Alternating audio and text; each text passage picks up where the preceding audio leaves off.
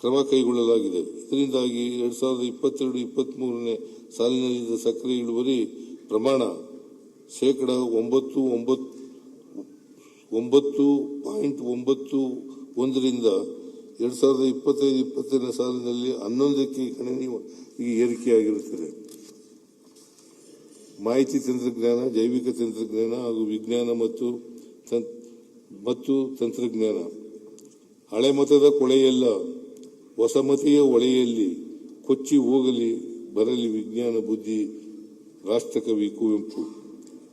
ಮಾಹಿತಿ ತಂತ್ರಜ್ಞಾನ ವಲಯದಲ್ಲಿ ಕರ್ನಾಟಕವು ದೇಶದಲ್ಲೇ ಮುಂಚೂಣಿಯಲ್ಲಿದೆ.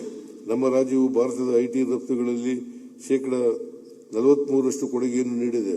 ಹೊಸ ಐಟಿ ನೀತಿ 25-30 ಅಡಿಯಲ್ಲಿ 2030ರ ವೇಳೆಗೆ ಸಾಫ್ಟ್ವೇರ್ ರಫ್ತು 11.5 ಲಕ್ಷ ಕೋಟಿ ತಲುಪುವ ನಿರೀಕ್ಷೆ ಇದೆ.